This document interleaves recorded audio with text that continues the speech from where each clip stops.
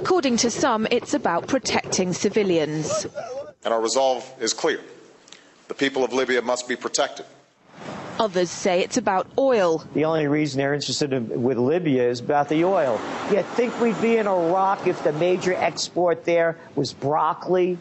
But some are convinced intervention in Libya is all about currency, specifically Gaddafi's plan to introduce the gold dinar, a single African currency made from gold, a true sharing of the wealth. It's one of these things that you have to plan almost in secret, because as soon as you say you're going to change over from the dollar to something else, you're going to be targeted. There were two conferences on this, one in '96 and another one in the year 2000, called the World Mataba Conference, organised by Gaddafi. And everybody was interested. I think most countries in Africa were keen. Gaddafi didn't give up.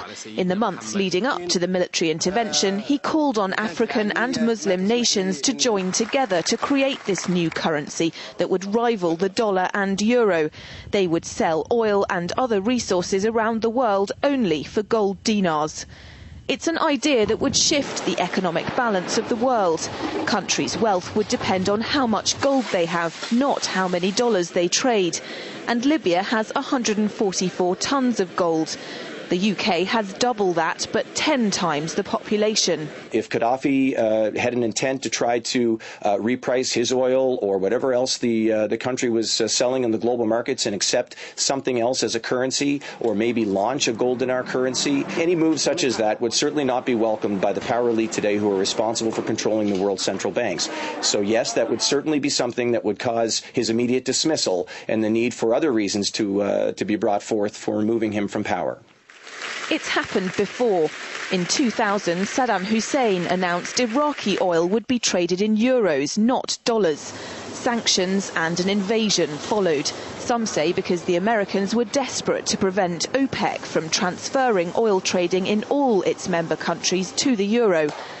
A gold dinar would have had serious consequences for the world financial system, but may also have empowered the people of Africa, something black activists say the US wants to avoid at all costs.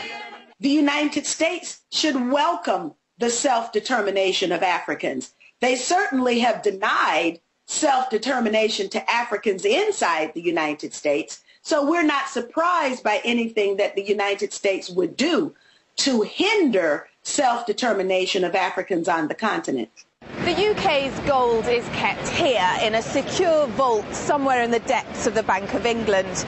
As in most developed countries, there's not enough to go around. But that's not the case in places like Libya and many of the Gulf states. A gold dinar would have given oil-rich African and Middle Eastern countries the power to turn around to their energy-hungry customers and say, sorry, the price has gone up and we want gold. Some say the US and its NATO allies literally couldn't afford to let that happen. Laura Emmett, RT, London.